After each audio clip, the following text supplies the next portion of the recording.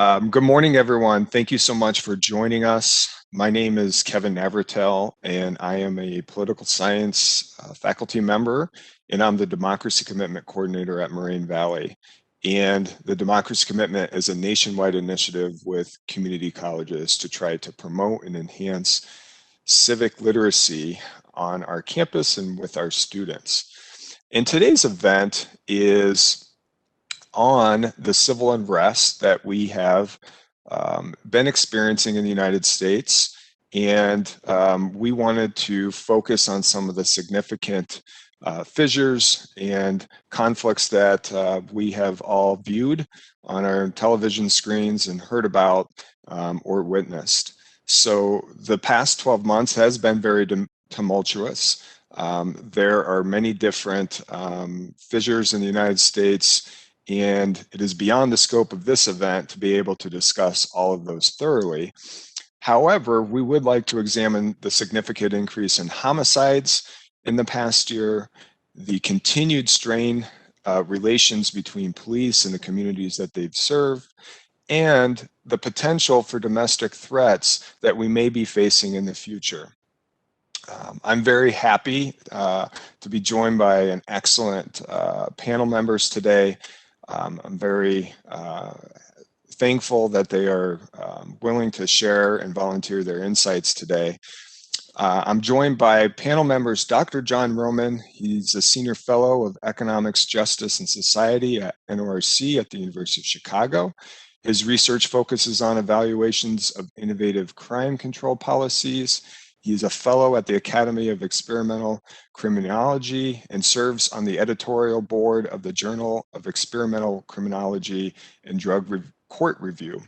He's received awards for excellence in research from the National Institute of Justice, the Division of Experimental Criminology, and American Society of Criminology in the Urban Institute. I'm also joined by Merri-Fefles Dunkle. She wears a lot of hats at Moraine. She's a history, political science, and sociology professor. She is also our campus study abroad coordinator. And finally, we are joined by Matthew Harland. Matthew is a police officer. He is also a faculty member at Moraine and a part-time criminal justice professor, and he's also a Marine veteran. Both Mary and Matthew are Moraine Valley alums, and we're very glad that they are able to join us today. So with that, I would like to ask our first question for the panel, but I also want to remind our audience that there is an opportunity for you to ask questions via the chat on WebEx. So we will get to questions a little bit later in our time this morning, but feel free to ask questions and we will get to those by the end of our event. So this past year, we have had a massive one-year rise in homicide rates. There was an NPR article recently that cited data consultant Jeff Asher, who stated, we're going to see historically the largest one-year rise in murder that we've ever seen. He said that murder is up about 37% among the 57 agencies that had data through at least September of 2020. And John, you have written that there is no vaccine for violence and that you expect violence to be worse in 2021 than 2020. I was hoping you could elaborate on this. Sure. So thanks for including me in the panel. I'm delighted to have a chance to sit with you all and have this really important conversation. I think that the rise in violence, so my prediction, and I'll tell you why I'm predicting this, is that the summer of 2021 will be almost as bad in terms of violence across the United States as it was in 2020, and 2022 may well be as well and beyond.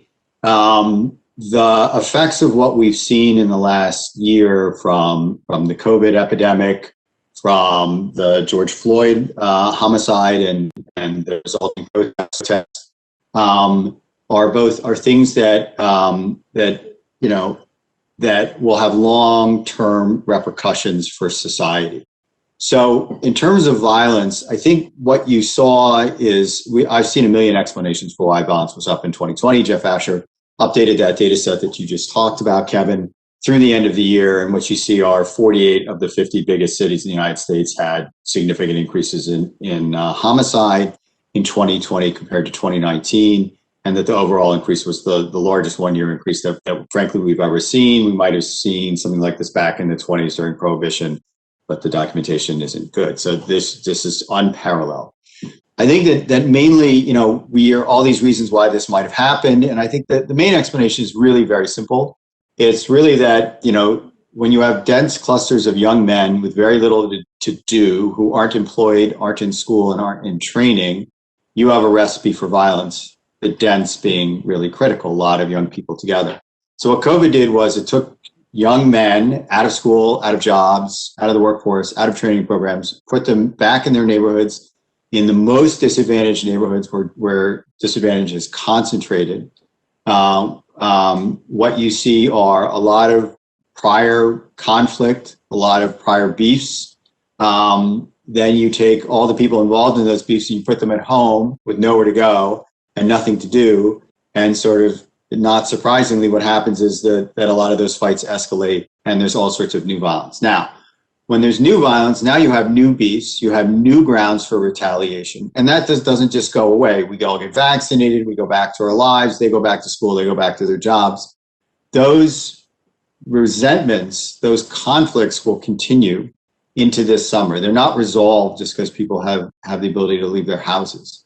And in fact, in many ways, they're probably worse because the sort of institutional responses to those conflicts aren't there. State and local governments have experienced massive declines in revenue because of the COVID-19 restrictions on our economic behavior. People are going out less, they're spending less. It's less tax revenue collected by local and state governments. They've had to cut tons and tons and tons of people off the payrolls. This, again, is something that's happening in every state, virtually every state, virtually every county, every local government.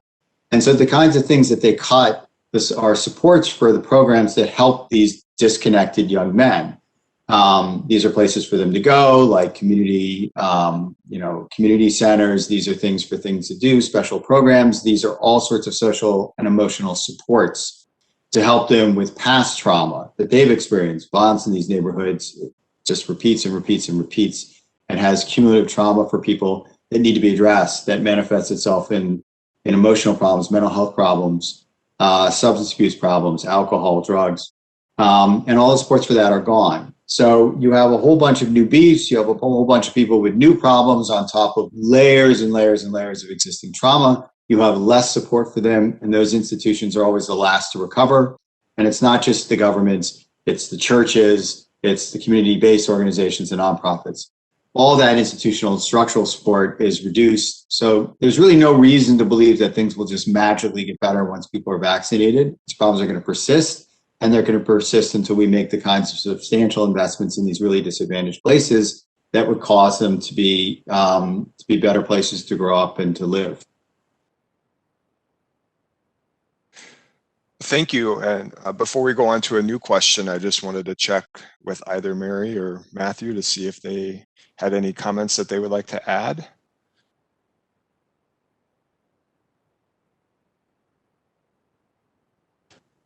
Did Merri have something? Okay.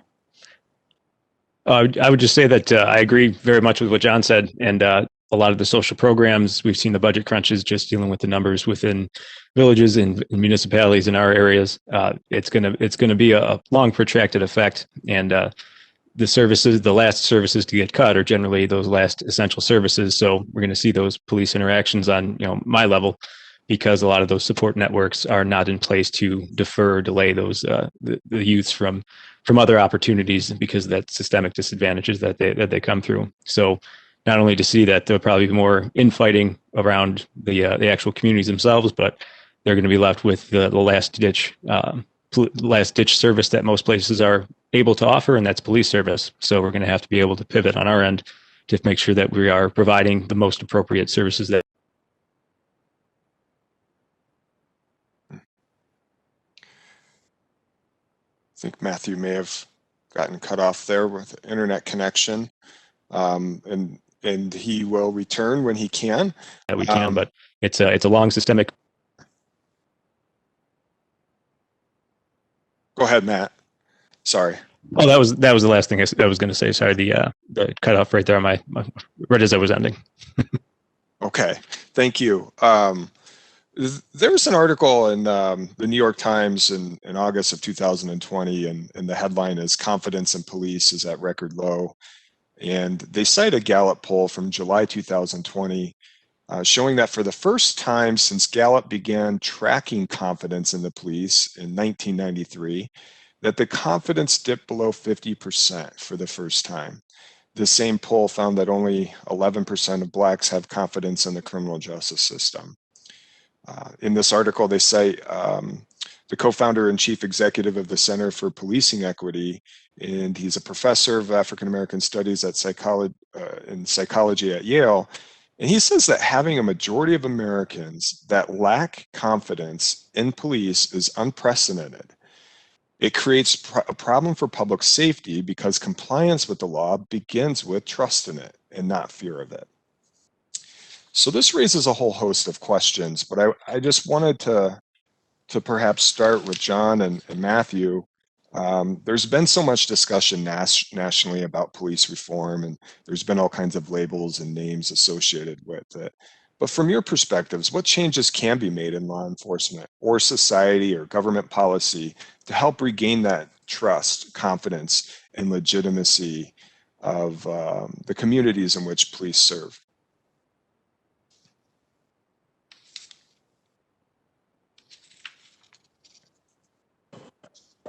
Well, Matthew's the on-the-ground expert, and I think has extremely important things to say. Let me just give you a sort of the satellite view of this question. I think it's fair to say that there are two different things that are reflected in that call. By the way, the professor there, Fogoff, has an amazing TED Talk on how law enforcement agencies can reduce their use of force. It's absolutely worth your time. It's pretty fantastic. So there's two different things going on, right? So at one level, you have America, society at large, that watched the George Floyd video and was horrified, and has seen many of these, Walter Scott running away from the police, Tamir Rice, shot within less than 2 seconds of when law enforcement arrives. Just all these images, and has been shocked. And this at the idea of unarmed Black young men, overwhelmingly, being killed in interactions with police that don't seem to, on the face of it, to warrant that response in any way. And so you see these legitimacy numbers crumble. That's one side of the problem. A more important side of the problem is where the legitimacy numbers didn't crumble because they're already terrible, which is in these communities that are over-policed and have seen these kinds of police uses of racially disparate police use of force over and over again, decades or generations, where the numbers are what they've always been, which is to say there's this big lack of trust in police. Now, it's really important. Legitimacy as a concept isn't requested, it isn't asked for, it is given to somebody who you believe has earned it. So there's no way for the police to go on a public relations campaign and say, we are legitimate, You have to go out and you have to earn it every day in interactions on the street. So it really requires police agencies to move beyond the mindset of community relations, which is a messaging campaign, to policing activities and logistics and how police come to interact with the police. And I think there's a fundamental thing that's not been talked about very much, and I'll just say this one thing and stop. When police respond to a call for service, when a citizen calls and says, this thing is happening, I need your help, that the reaction to that is overwhelmingly positive in every community. That when the police initiate an interaction with a civilian, where the police see somebody riding a bike on the sidewalk, see a drug dealer going on, seeing some kids looking dangerous hanging out on a corner, maybe some kids they know have been dangerous in the past. Those are adversarial interactions by their very nature. And it's from those interactions that the questions about police legitimacy come. So I think police need to focus carefully on how they have these adversarial interactions, when they have them, why they have them, when are they necessary, when are they avoidable, are there prevention strategies, are there deterrent strategies, are there other things that can be done to avoid those adversarial interactions? Because that really is, those interactions are really the crux of the problem.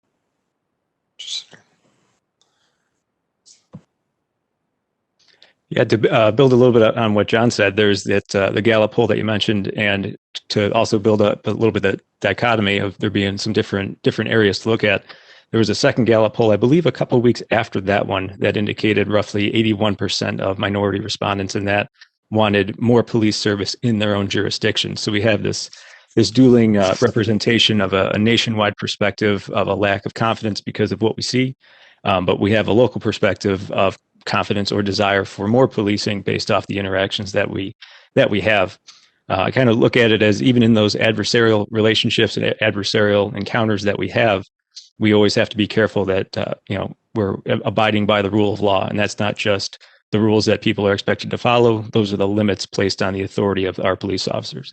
I think that's one good perspective that we train a lot of the police officers in our area to understand what they are allowed to do, what they're expected, and what the limits to those authorities are. Because that adversarial relationship, sometimes we have to do things where people aren't going to like us, even when we're in a domestic violence situation, trying to help somebody. Even then, we're trying to help one person, but nobody in that household might like us.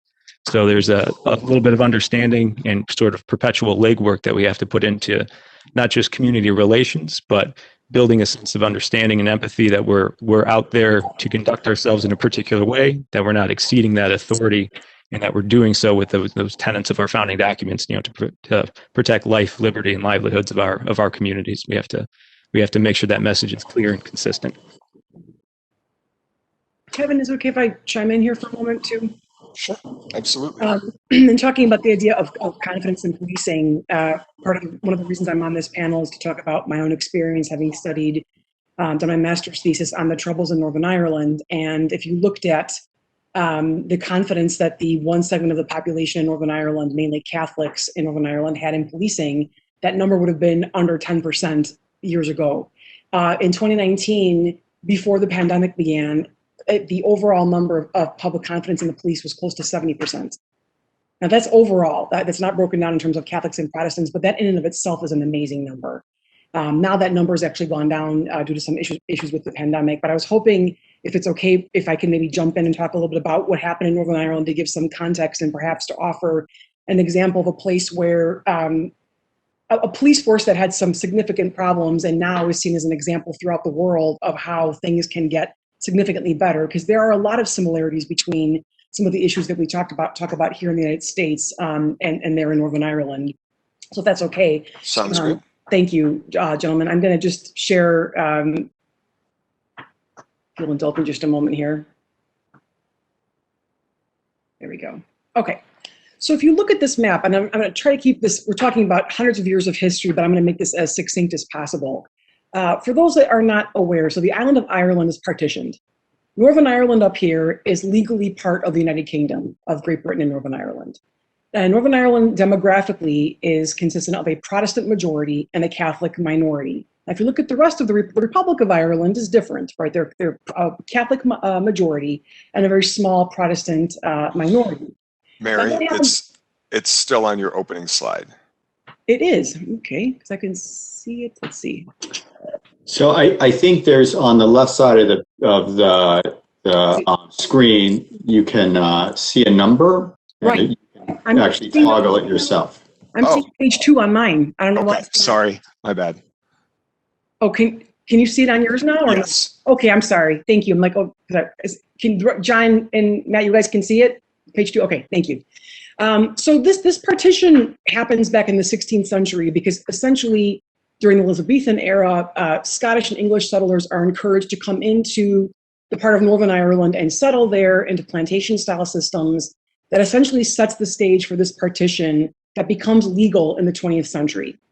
And so you have this strange difference where Northern Ireland is a legally separate country, part of the UK, and has a 60% Protestant majority and 40% minority. Now, this leads to political problems and eventually a 30-year conflict that they're still seeing the repercussions of years later. And I'm skipping a lot of history, please forgive me, but there's more. I want to get to the modern stuff. So just like in the United States, the Catholic minority complained of a lot of discrimination in terms of lack of sufficient housing, difficulties in obtaining good employment, difficulties in setting up and having a proper education. And the civil rights movement goes from being just basically peaceful demonstrations into clashes that became a bit more deadly, where the British Army is then sent in the late 60s to kind of quell this violence, which in turn sets off even more violence and leads to a 30-year struggle between, and it's too simplified to say simply between Catholics and Protestants. It's much more nuanced than that, but for the sake of expediency, we're just going to kind of stick with that. The mural that you see behind you is of Bloody Sunday, and that leads to a significant growth in paramilitary organizations, like the Irish Republican Army, which have been around for a long time, or on the Protestant side, you had groups like the Ulster Volunteer Force or the Loyalist Volunteer Force. And so you had this tit for tat violence that goes on for about 30 years of, bombings back and forth with the British Army there, kind of in trying to keep the peace, but also sometimes also part of the violence, and going on until basically the 1990s. And again, I'm skipping a lot of it, please forgive me. But by the time we get to the 1990s, you have a population that is just war weary. And if you look at it, you've got 3,500 people who were killed. And you might say as an American, well, that's, we had that number of people almost killed on 9/11. That's not that high of a number. But when you consider it proportionate to the population, 1.5 million people, that's a lot of people. Everybody there, oops, I don't know why that just changed. But everyone in Northern Ireland knows someone that was affected by it. Now, why is this changing without me doing anything to it? Okay. And so by the time we get to the mid-90s, basically people want peace. And so we get in 1997, signed in 1998, the Good Friday Peace Accords that all of the Republic of Ireland and Northern Ireland vote on overwhelmingly in favor of. And part of the reforms that are recommended in the Good Friday Peace Accords is the issue of policing that comes up again and again and again. And so a separate commission is assigned to issue a report, and they basically interview all the main parties involved. And the Patton report issued in 2000, and here are some of the recommendations that are issued. So if you look at this picture here, this is of the Royal Ulster Constabulary. Now, for someone like me coming from the outside, I'm sure Matthew and John and probably Kevin would know a little bit better about this than I would, but coming in as a student there, in the beginning, I had a difficult time basically trying to differentiate between who were the police and who was the army, because the police were highly militarized. Oftentimes, they would drive around in armored personnel carriers that were not identified; they were unmarked. And they were, they wore very heavily military tactical gear.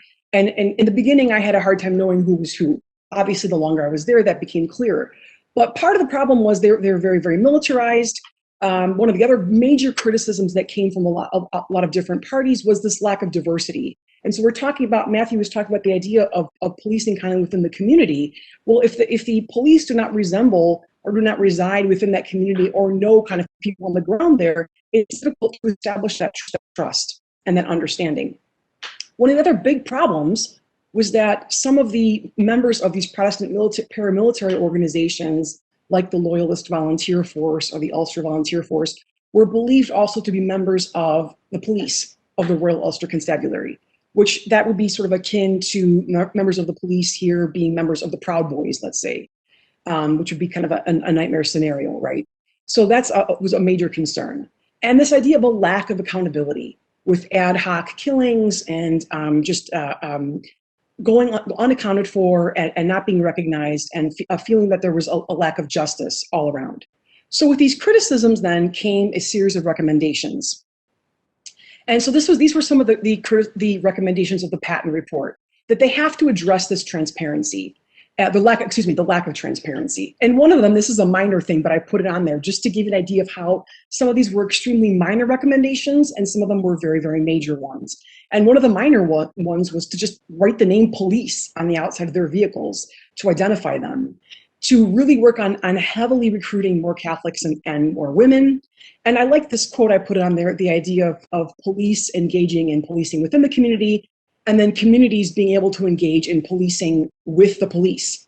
And so if you look at some of these pictures here, you'll see these are of different demonstrations that took place in Northern Ireland over the years. As a side note, Northern Ireland has about 3,000 parades that take place every single year. And along with those parades come a lot of protests. And so they've kind of become the experts on how to deal with some of these, but you'll see some water cannon being sprayed above in the one top picture and rubber bullets being used in another picture. So they've kind of become the experts in that, but establishing that trust and kind of some of those changes has taken a long time. So in order to get that trust, I wanted to include also this quote from the Patton report. This idea, because we hear this a lot here, right? Whether it's about policing or just any organization. The idea that, well, every organization has bad apples, that we just sort of have to deal with this. And the Patton report says pretty unequivocally that no, this has to be dealt with. This cannot be swept under the rug, no matter if it's one or two bad apples or many more than that. So initially the Patton report was looked at, there was not a lot of buy-in. And it was derided by a lot of unionist politicians, Protestant politicians. And it took a lot of support and some pushing from the United States, from the European Union, from different human rights organizations to kind of get there to be some kind of teeth to this. But it took some time, but they got there. And while some of the changes began superficially, and you could see some of those changes in the pictures that you see, right? So the upper right-hand picture there is of a police car. Oh, it's now a white squad car, right? With like the blue and the yellow on there, painted on there. Or you'll notice that they still had armored personnel carriers, but they're, police is painted on them in very bright coloring and with white. More women on the force. They set up a goal of recruiting 30% more Catholics within 10 years, and they're at now 32%. Now, there are others that will criticize and say they should be at a higher amount. But, they're part of the problem is that they're still seeing that within the Catholic community, there's still a lack of buy-in. So that's not just simply because they're not trying to recruit. They are, just that it's hard to get people to kind of get on board with that. So a lot of their symbolism has changed. They removed the term Royal Ulster Constabulary. If you were a Catholic, those words were loaded, the idea of Royal and Ulster Constabulary. And I'll kind of leave that to the side for now. But just the idea of the name even being changed to simply being the Police Service of Northern Ireland is much more innocuous than Royal Ulster Constabulary. And this idea of more accountability. So having an ombudsman office so that you could account for, okay, if something goes wrong, to be able to go to it and file a complaint and say this and this and this have happened. But not just that, with that, the independent police oversight, to also have an independent oversight commission that regularly issues independent audits of the progress of the PSNI and makes them public. And that was something that had never been done before in Northern Ireland. And so the idea that they've gone from having, like a very, very low trust in police to having close to 70% pre-pandemic tells you quite a bit about some of the progress that's been made. And the PSNI now is seen as an exemplary police force that now trains throughout the world. It trains other police forces for how they can institute changes in their own police forces. And this last picture, I think, kind of says it all, at least to me. This is a picture of Sinn Fein politicians. Now, Sinn Fein was the political arm of the Irish Republican Army for years. They're now one of the biggest political parties in Northern Ireland, that's a whole other story. But if you look at the picture carefully, they are with the head of the PSNI, and they're holding join PSNI recruitment posters. This was in February of 2020. So they are now campaigning for the PSNI to be able to recruit more Catholics, more women, etc. So that in and of itself tells you how far Northern Ireland has come. And I know I've taken up a lot of time already, but I'm going to kind of stop there. And gentlemen, if you'd like to kind of, type, because I want to stay in my lane. I know about more Northern Ireland, but if you want to chime in on anything else that kind of rings a bell, please feel free to do so. But I'll mute myself here and allow you guys to chime in, please. I had one question for you, Merri, because this came up in our pre-meeting too when you talked about the military being involved in Northern Ireland as well.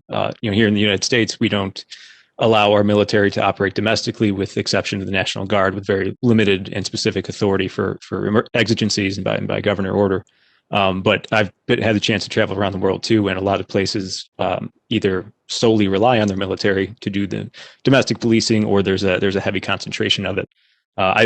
Full disclosure, I push back a little bit on the militarization of police, and if any questions come up about that, I'm more than happy to talk about it. But I was curious from your perspective of actually seeing the military involved, how did that alter your perspective of the policing, so to speak, that was going on in there? Are you asking how did my perception of how the way that the British Army interacted with people on the streets, do you mean?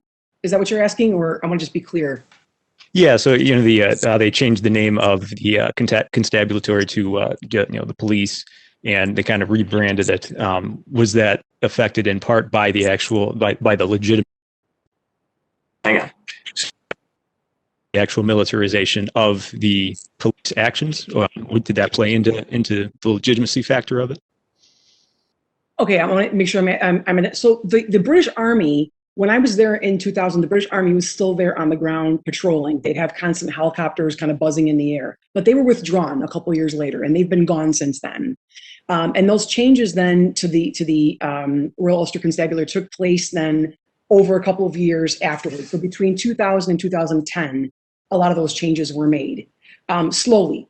And of course, there were all sorts of kind of concerns that they would be removing the teeth from the RUC, that it would cause a more violence to break out, and that it was just lead to catastrophe overall, basically. So that was a major concern. Now that really hasn't seemed to have happened, and so my interactions with them before, I didn't really interact very much with the RUC or with the British Army, other than I did interview the Royal Ulster Constabulary about parading at one point. But I'm not sure if I'm answering the question that you're asking properly, and I apologize if I'm not. But oh no, that I was just seeking perspective on it from somebody who's actually been somewhere where the military was actually involved, versus here in the United States, where the militarization is more of an appearance of how it's perceived versus actually having the military involved. I was just curious about your experience with that. The British Army used to be on the streets. They would patrol on the streets. So on the Shankill Road, which is where like a very Protestant loyalist neighborhood, which there's a peace wall that's still there, that separates a Catholic, Republican neighborhood and a Protestant loyalist neighborhood. They were bombing. So at the time that I was there was a heavy British Army presence. They would try to kind of stay as quiet as possible and just kind of stay out of the way. But they were ever present. And so you just kind of knew that they were always there. And like I said, the helicopters is something I will always remember, because you would hear stories that, from people on the ground that, well, they always know what's going on. So, that if you were talking about them, that you get to the next checkpoint, when there used to be checkpoints in Northern Ireland, and they'd say, well, that we heard you talking about us, kind of thing. So there's this kind of paranoia feeling that the Army was always listening to what was going on. That feeling of paranoia, and that I think that the much more interaction with the military has definitely backed off in Northern Ireland. It's a very different place now. And I'd say, as evidenced even in the day-to-day interactions with having a much more diverse society. I don't even just mean with Catholics and Protestants, with many more foreigners coming in, and with a lot more just this is going to sound kind of odd, but a lot more cafes, a lot more diversity of restaurants, and just a different feeling while we're on the streets. And that was not there when I was there as a student. When I went back in 2010, like a completely different place. So yeah, thank you. Thank you for answering your question. Before I move on to any new questions, I just want to check to see if John, if there was anything you wanted to add.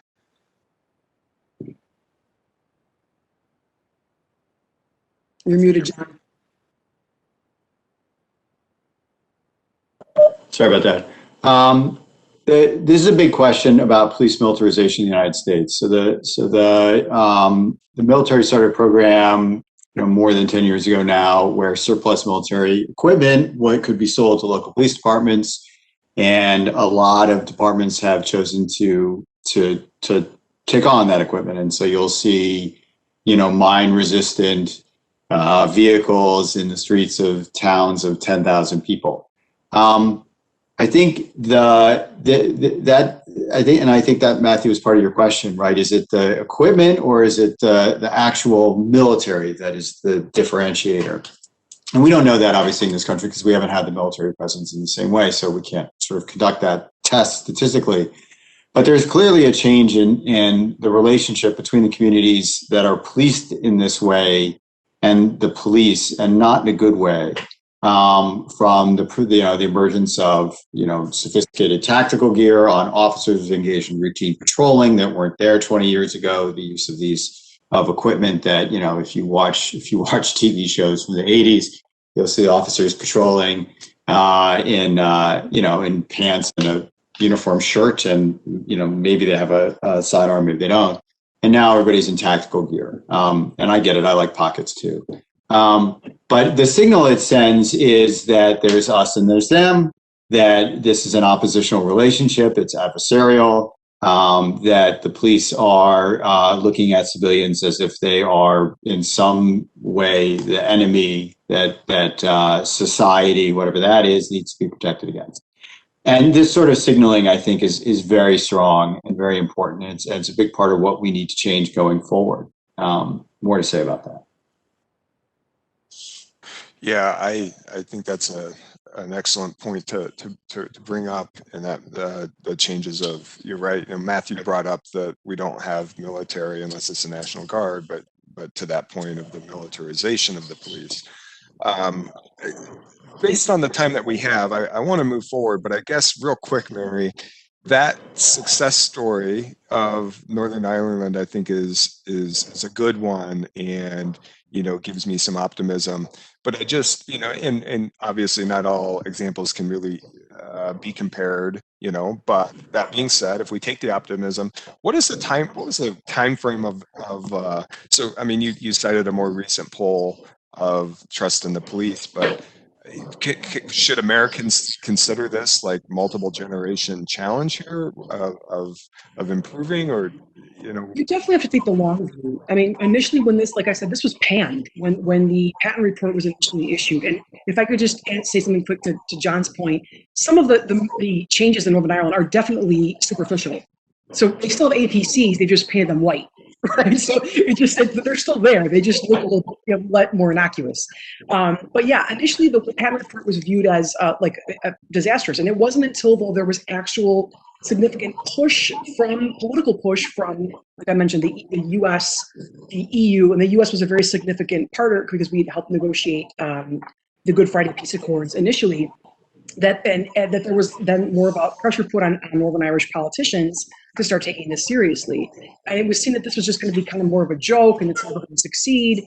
But against kind of all odds, it began to take shape. And now even the police themselves, they're very proud of the fact that there's jokes about calling them the patent police force because they have taken on these reforms and really done so well with them. So we're talking about 20 years. So I mean, if anyone thinks that this is going to be fixed in just a couple of years, I think didn't happen overnight, and it's not going to change overnight. Northern Ireland still has a long way to go, especially if you're looking in the context of Brexit and talking about borders and all that kind of stuff there. But there's no way that I think this is going to be fixed in just a couple of years. But I think even if you start to make some small changes, those superficial ones, I always joke about fake it till you make it. There's truth to that. You start to make people feel a little bit better and a little bit more confident. And I think that will start to, over time, build up that trust. That was my plan here is to change gears a little bit, but just to go to another part of the equation of the police and community relations. And John had earlier mentioned about the interactions of the adversarial interactions being more of the issue than the 911 calls that are directly bringing people who are requesting police services. So I just wanted to talk a little bit about that. And the group is more familiar with this based on our previous interactions, but there's a PBS Frontline documentary from this past summer. It's called Policing the Police. And Jelani Cobb, who is the primary leader of this documentary, there's a segment where he is interviewing the Newark Fraternal Order of Police president. And Jelani Cobb talks about, we've heard about the stress of being a police officer over and over again. Many cops feel like they're under siege from all sides. And when he interviews James Stewart, he talks about James Stewart's a fourth generation police officer in New York. And he's talking about how perhaps today he doesn't know if his kids would want to be a police officer. He's like, it's everybody against us, and it's like F the police. That's become the way of the community now. You know, I mean, who's the guy who's going to say, I want to be a Newark cop? The pay is low. They're getting oversight from basically all directions. And so I just, you know, he at one point brings up, what if there's a scenario where you need to subdue a guy, or you're driving down the street and, you know, you face this negative opposition in all directions. And he says, hey, you know what? Maybe he doesn't have to go to jail. Maybe I'll take the path of least resistance. Maybe I'll put the blinders on as I'm driving by the corner where 10 guys are hanging out. So my point or my question is does there become, is morale of police a concern to where they might be less likely to engage in some of those more adversarial interactions that you were discussing earlier, John? So I'll leave it at that for now with my question. I hope that makes sense. It's a lot to unpack there. It's a lot of questions in one. So let me just, I'm going to say like 7 things really fast. Okay. One thing to say is that we can help the police out by putting police in better positions to be successful, which we don't do.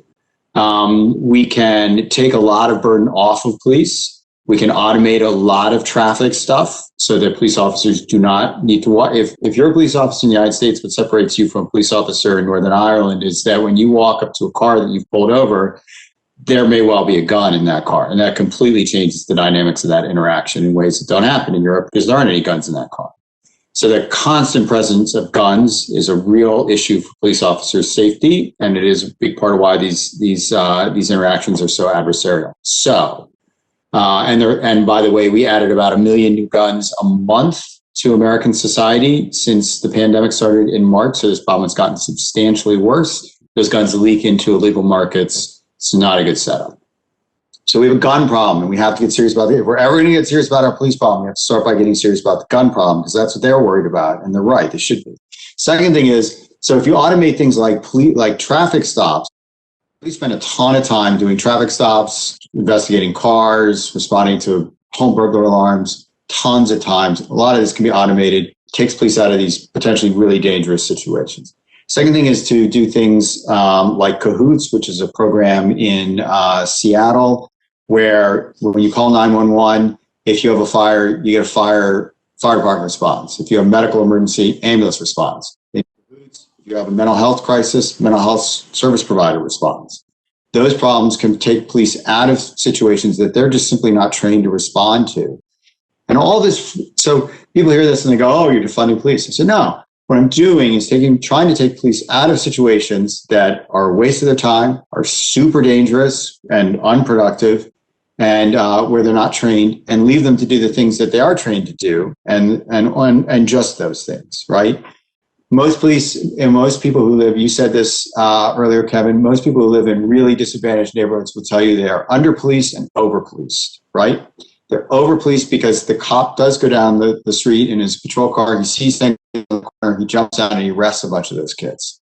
That's over-policing, right?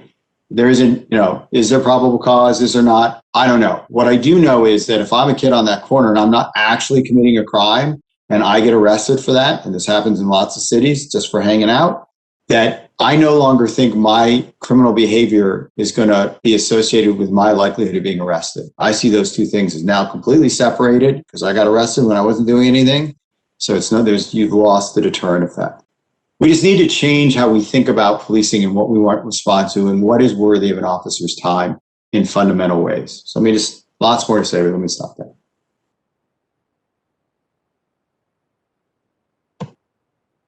Yeah, John, I read some of your stuff about the automation of vehicles and how that might factor into police responsibilities as we go forward. That idea of automating a number of basic traffic responses that is very interesting, and interesting to see how that'll play out over the next few years.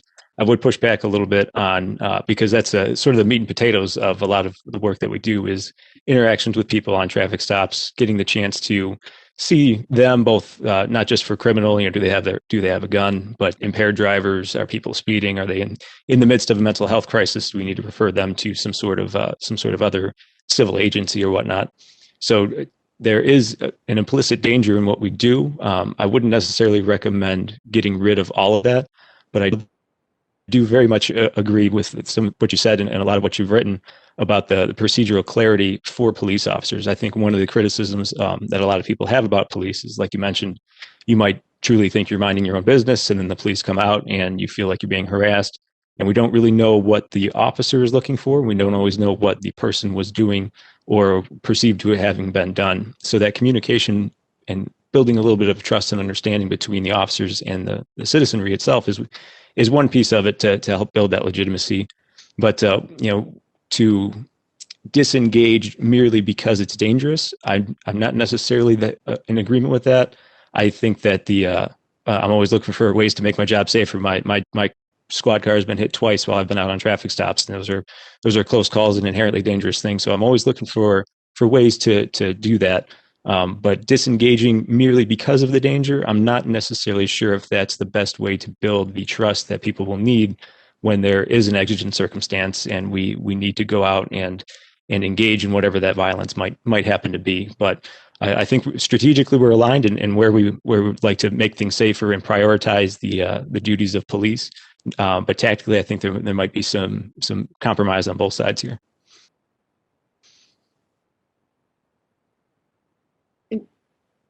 Just on a societal level, right? I mean, the idea that so many mental health facilities were closed in the 60s, 70s, and 80s. I mean, we're putting police officers in a position of having to be in a position they should not be in.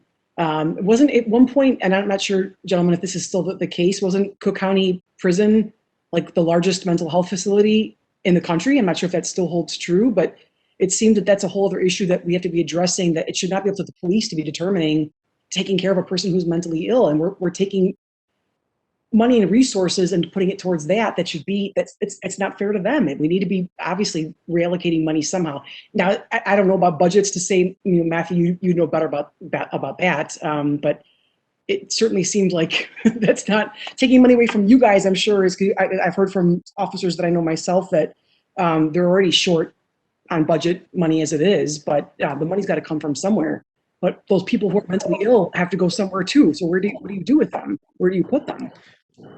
And that's an interesting spot that we get put into, is that not only are we maybe investigating something criminally, but it's not uncommon that in the course of a criminal investigation that we realize that it might be a civil commitment issue or a mental health issue. So I'm a crisis intervention officer. I've gotten the opportunity to do a bit more extra training in that. And it's really actually involving police officers in the mental health aspect of it has seemed, at least to me, it seems like it's been beneficial to defer people out of the criminal justice system if we can reasonably infer from their actions and from our training that what's at foot wasn't a malicious intent, but rather some sort of crisis situation. Mm-hmm. So even when it comes to uses of force from time to time, you get halfway through something, and once you make it safe, you realize, oh wait, we don't need to send this person to jail. We can get them up to the hospital. So I believe there is a role for police in mental health in those exigent circumstances. But like we mentioned earlier about budget cuts and how it's going to go for the next few years of lost revenue from municipalities, police are going to be kind of, I think, again, put in that situation of being the only people there provided by the government. So keeping them involved, I think, is overall a good thing. But any way that we can defer people, whether it be through their insurance or through county and state programs, to make sure that they're getting the treatment that they need to help prevent them going down a road that is an interaction with us. Sometimes these public policy failures end up with the police interaction as the symptom of a previous failure, where we're just kind of the last line of defense. So I think there's a role for us, but I agree wholeheartedly that the lack of mental health funding, the areas that got closed, the hospitals that got closed, that has had, I think, a net negative effect over time, because then who's left to talk to them? It's going to be a police officer. So I'm just, if I'm smiling, it's not in response to what you're saying. It's that you're so exceptional, Matthew, that the goal should be to have every officer have this perspective. And of course, that's just simply not where we are, right? I mean, exceptional people are just that, they're exceptional. And so the question is, how do we create a policy that doesn't assume that Matthew's the person who you talk to when you interact with a police officer, but that you get the average officer with their average amount of training and the average amount of perspective in the universe? And that's the big question to me. So when you think about this, we haven't talked much about race. Race is at the heart of all of this. When you look at, let's give you one example of Stop, Question, and Frisk. So Stop, Question, and Frisk was this program that was run in New York City. And the idea was that officers, if they thought that somebody was engaging in some activity that wasn't up to probable cause for an arrest, but was sufficient for them to, pat them down, do you have guns, do you have drugs? So in 1 year, this escalated over time to the point where I'm going to get the dates wrong, but 2012-ish, there were something like 700,000 incidents of Stop, Question, and Frisk where somebody was stopped, put up against a wall, searched.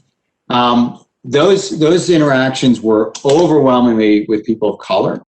They were overwhelmingly in the most disadvantaged neighborhoods, and they overwhelmingly produced nothing. Right, over less than 3% of those frisks led to an arrest for a firearm or for drugs. So overwhelmingly, it was just an interaction that led to a lack of trust in the police. It was racially disparate. It sort of created the situation that you saw, where you saw the response to the George Floyd murder in New York City was a city that had substantial problems, and that is this underlying sort of illegitimacy notion. So I think there's always going to be a claim that I did stop at that corner, I did pull that person over, I did frisk that guy, and here's what came out of that, and it was good. Policy is built around the averages, right? And if the average is that it's racially disparate and it doesn't produce anything and it does tremendous harm to the relationship between the police and the community, the cost-benefit analysis seems sort of clear that it's not worth doing. So I guess what I'm advocating is, evidence-based practices, data-driven policies, relying on the science to try and help us make decisions about what we should be doing, how many officers we should have, what they should be doing, how we can support them, and how we can support our communities at the same time, because there are answers. There's a little more than I meant to say. Sorry, got carried away. I agree with that very much. The allocation of police time is always important. There's a saying I steal from one of my bosses that it's not that we're not paid for what we do, we're paid for what we might have to do. So when we're realizing how many people we need on the street, it's sort of that peak load capacity you would look at, like in the energy sector, where when it goes south, we need to have at least a certain amount. But allocating the time that we actually do spend on the street, I think that's very important. The evidence-based practices and that return to some of our constitutional understanding and value of the rule of law, and understanding what case law says you can and can't do. And should we be advocating for just sending everybody out there, go stop, pat everybody down, or should we be very clear in our rules and our procedures in that there's reasons why you stop people, there's reasons why you pat them down, and putting an advocacy on that, because what gets measured what gets done. So when I say a police interaction is the tail end of a public policy failure, that's kind of what we're talking about here. Is they're saying go out and do this good thing, and we're going to measure you for how many you do. But then on the tail end, we're not always looking at the evidence and the statistical value of what the outcomes of those are. So no, I agree with you entirely with that the practices need to be evaluated and reevaluated consistently.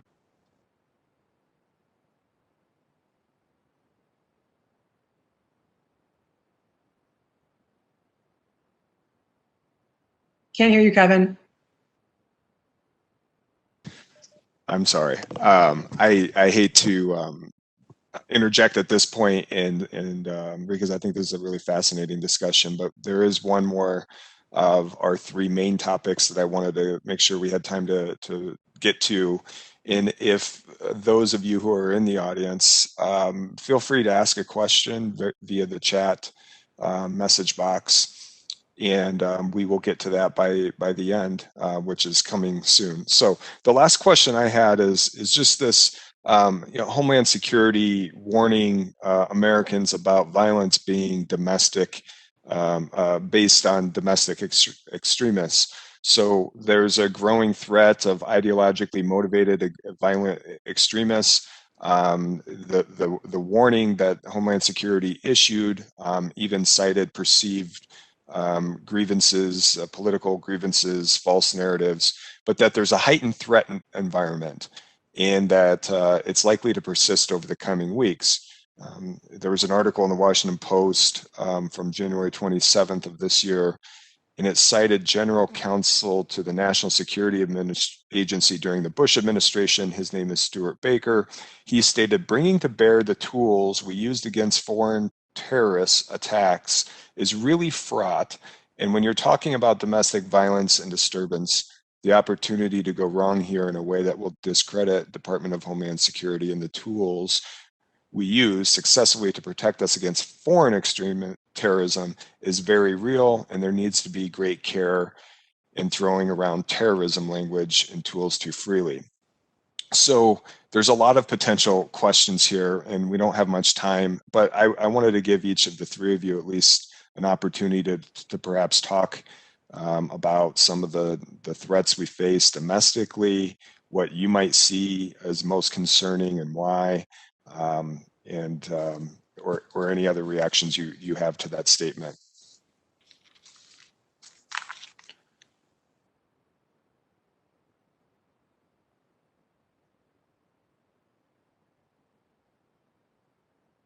I'm sorry, my headphones cut out there. For what was that last sentence you said? Yeah, let me just try to be a little bit more succinct. The concerns, future concerns going forward, what do you see domestically as some of the potential concerning threats? And I added a second question in that, if we treat domestic citizens in a similar way, perhaps that we did in kind of the war on terror, is there this concern of those strategies and tools being counterproductive with domestic application? Oh yeah, absolutely. If we're talking about militarization of police, and the same breath we throw out that we want to have a war on terror in the domestic sense, we're going to end up not just looking like the military, but acting like it too. One of the reasons I always say I push back a little bit on the militarization piece is a lot of the gear that people would say is militarized. It's all like, all my. So like I have plates that are rated to stop a rifle. I own them. My actual rifle for work on the patrol side, I own it. So the government buyback programs where you can buy these mine-resistant vehicles or up-armored Humvees and whatnot. If we're going to start talking about waging war domestically, well, war is going to look like war. And then when we're targeting our own citizens for various ideologies of terrorism, the FBI has warned, as long as I've been a police officer, that radical white extremist groups are traditionally the largest and most present threat. But if we start going down the terrorism route, it's more than just a slippery slope. This week for one of my classes, the kids listened to an excerpt of the Gulag Archipelago, and the story of the kulaks and how things got redefined to be people that weren't just standing against you, but people maybe who were well off or stood against you in any way. So that's a very using that language and even starting to go down that road, extremely precarious. I wouldn't want to do that to our own people, to target them in certain ways. And I would advocate the opposite, actually, of being a little more understanding that everybody on the other side of you isn't automatically a Nazi or a communist or a terrorist, but actually reaching out. And I know social media gets the blame for a lot of stuff, but it does sort of incentivize bombastic and brinksmanship style conduct. So maybe as educators, since we have a pipeline right to the people, and that culture informs policy down the road, maybe it's a duty for us to bring in some, air the dirty laundry, hear people out, and realize that everybody is right in the certain circumstance, just not everybody is right at the same time. So a little bit more understanding on that part. But yeah, I would be very wary of waging a domestic war on terror. Because when I was in the Marines, I got to go overseas in 2007, 2008, and 2009 to Iraq and the Middle East. I do not want that here at home. That was such a good answer. I'm afraid to give my own. That will be less good. I agree with all of that, and the hypocrisy of people who want to, end mass incarceration at the same time that they want to lock up people for political speech is really, it's hypocrisy. And it's problematic. So I don't want to go down that route either. I think that the way to deal with this is to think about whether these are organized criminal enterprises or not. And we think about organized criminal enterprises as the mob, or we think about it as, Central American gangs, or we think about it as, street gangs. But these are Proud Boys. These are unorganized. To me, if it is an organized criminal enterprise, we have the laws, we have the tools. The FBI has the tools, ATF. We have the ability to prosecute them. I don't think we need a lot of new laws and new approaches. I think we just need to change our political orientation and be a little less afraid of the boogeyman from the Middle East and maybe a little more afraid of the boogeyman. The head of the Proud Boys lives on the Upper East Side in New York City. So a lot of those generalizations just don't hold up.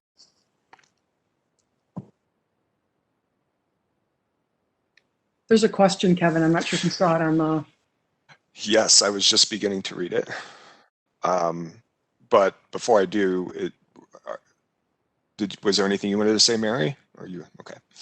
So we have a question in the chat. And it's from Haley, and she says, for me, it seems like reallocating money from certain departments that are over-equipped with military riot gear or driving around Teslas for patrols would be a good place to start when investing money into other services. My twin has severe autism, and I worry about how if there isn't better inclusivity training or difference to separate emergency service, that the same escalation of violence will continue nonetheless. So I guess my question becomes, without governmental policy change to work towards gun reform, race-based escalation training, and reinvesting money into underprivileged communities, is there anything that individual departments can enact to help people faster? Just to throw it out there, my squad car for a couple of years had about 200,000 miles on it. So if anybody's got a spare Tesla running around, you're more than welcome to donate to me. Would love to go on patrol in something that works and had more than odd number transmission gears. But I got a new one since then, so that's working.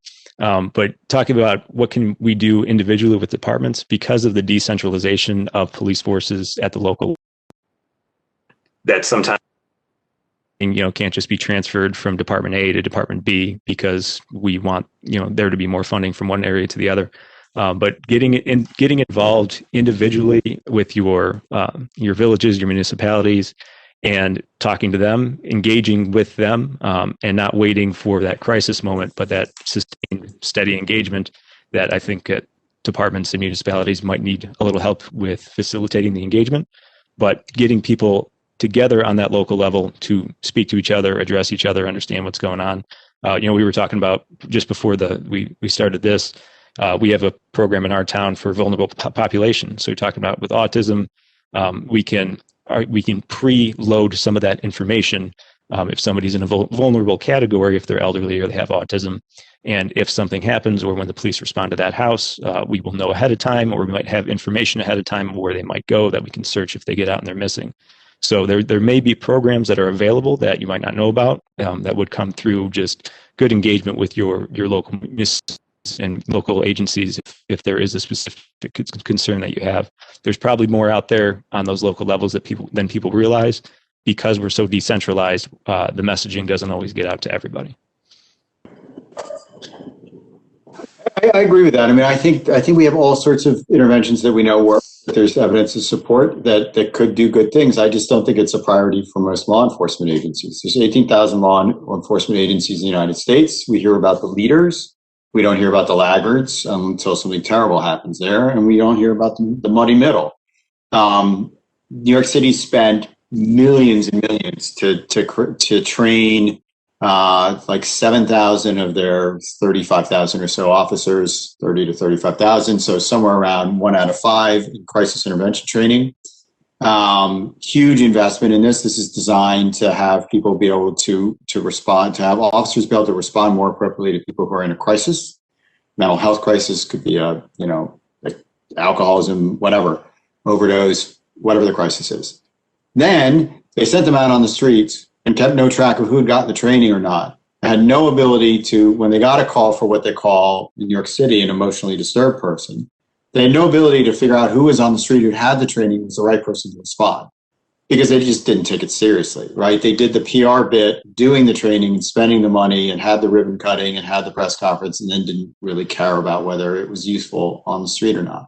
So we have to make them care. We have to make them think it's useful. We have to hold them accountable for these things. We have to say this is a priority for my local law enforcement agency to do these things. And along, you can't just complain. You have to also show support. So it's like anything else in the political process. You have to use your voice, and you have to provide a solution. You can't just complain. So just to combine those two last comments, Matthew's talking about decentralization and John's talking about 18,000 different police departments. When we talk about police, it isn't as if there's one police. There's a lot of different police jurisdictions, and they're not all the same. Certainly there's some broad strokes that we can paint with them, but I think sometimes that's important to distinguish that. Can I just, so sorry. Go ahead, Mary, I was please. going to ask Matthew and John about the idea of about where transparency also kind of falls into this too, and where that kind of room there is.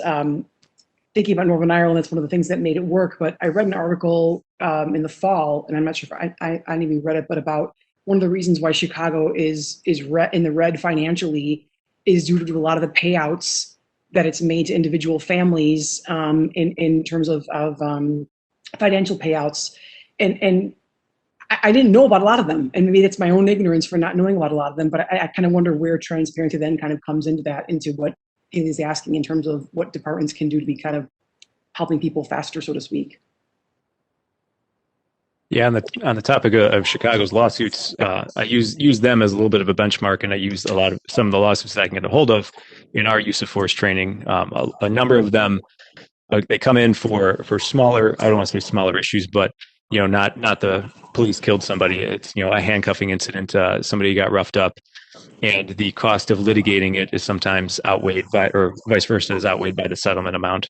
So a lot of those things kind of go away. When the DOJ came in and did an investigation of Chicago and their discipline practices, it's a somewhat short read. I think it was in 2012 or 2013 when the DOJ came in and they published all of their findings. We won't have time to talk about it today, but understanding what the disciplinary system looks like in Chicago, and what some of the training practices led to in Chicago, or lack thereof, I should say. That transparency, I'm going to be teaching our use of force class coming up here in a month or two. I know I won't be allowed, but I would have anybody in there that wants to view it or wants to see it. I want people to see what we do, the care that goes into how much we, especially when it comes to individuals in crisis, and to see the effort and the second guessing that officers do to each other, so that when we go on in training, we're as well prepared as we possibly can be. So there's room for transparency all the way around, and squad car videos and microphones. They've saved more officers than they hurt. If I can ever get a body cam, I'll gladly wear it, and I'll FOIA request, and I'll put it on YouTube if I could, because the things that you could see if we had that increased transparency would, I think, change over that course of 10 to 20 years, could change the perspective of law enforcement, especially for those who are engaging with it locally. So I mean, I agree with all this, right? So there's a big issue with unions that we haven't talked much about. Unions exist to protect officers from spurious claims, right? But then, of course, they end up defending every claim, no matter how egregious, and the union becomes an obstacle to reforms in substantial ways.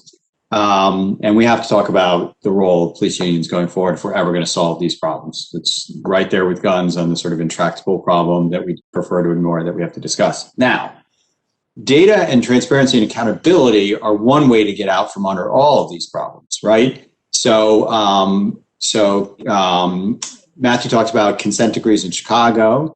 So I'm working on a project right now with the Leadership Conference on Civil and Human Rights. This is the Martin Luther King organization, supported civil rights in the 60s and does amazing work. And they have released a website called Accountable Now that you can go online and look at, that has data that my group put together.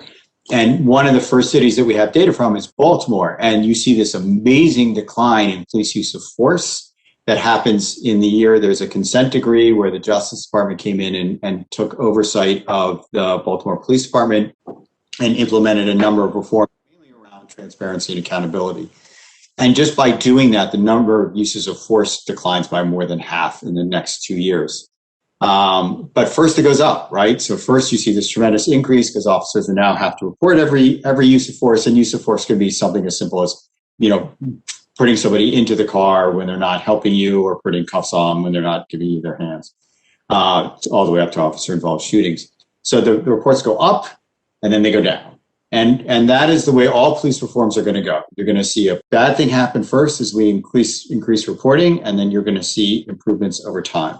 And that kind of accountability just by itself, the power of information, last example, power of information is just, it is so vast and so untapped in this. One of my favorite studies ever was a study where they survey police officers, where they survey citizens and they say, how much do you trust police?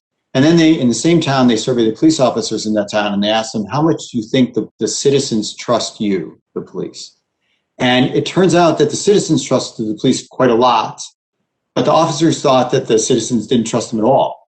And so the intervention in this example was that the officers were shown the results of the polls with the citizens that showed that the citizens did trust them. And use of force complaints dropped dramatically in the next 12 months, just because the officers had a better view of how favorably the civilians saw them, and so they treated them differently. So there's a lot of power, information, transparency, accountability, data that we need to explore before we go to sort of bigger reforms. And we're down to our final minute. I want to respect everybody's time, but I do know that several of you earlier cut yourselves off. There was other comments you wanted to make, so I just wanted to give each of you kind of a final opportunity if there's anything you'd like to end with before we conclude our discussion today. I just want to give a shameless plug to our college. If you're interested in public policy, how it looks when it's applied in the area of first responders, we're teaching Criminal Justice 114. We try to offer it as often as possible. It's called Public Safety Leadership. It's with me, and you get a chance. I build the course week by week. So we go through some leadership principles, some required reading, but I build it week by week on what's going on in the news, the news has been a great cycle for that class because we get to see what public policy looks like in its implementation and evaluate it in real time. So if these are issues that are concerning to anybody or they want to see both sides of it and figure out what's going on, you're more than welcome to take the class because we touch on everything that's happening essentially as it's happening. Very good. Merri? Thank you so much for having me on here, Kevin, and what an honor it was to work with both John and Matthew, and I was very humbled. I'm so impressed with that, such an awesome faculty member, and Matthew, we're so blessed to have him, I think, here at Moraine. And John, it was a pleasure to meet you, and I'd love to get to know you more as well. So thank you very much for having me. And someone did say that they could not see the pictures I was talking about on the PowerPoint. So I don't know if I can perhaps maybe share it later on if anyone wants to see it. Multimedia should be able to help us out and include that in the final edited version of this. And John? I just want to say thanks again for including me in your panel. I thought this was a great discussion. I'm delighted that these kinds of discussions are ongoing. I want to encourage students to think about this field because we know very little about how to police well. The police are really, to me, how police is really the strongest signal that we have about what kind of society we have and want. that those interactions between officers and civilians really sort of define where we are as a society. We know very little about this. There's tremendous amount of opportunity in data science, in policing, all kinds of research. The link between policing and social services, behavioral services, is something that there's going to be a tremendous increase in demand for people who have training in those disciplines. I think law enforcement in 2030 is going to look way different than it does in 2021, and you can help make those changes for good. So I would encourage you to think about that. Thank you so much, John, Merri, and Matthew. It was a pleasure to learn from you. Very fascinating comments, and thank you for those who were able to attend this virtual discussion, and I appreciate all of your contributions. Thank you so much.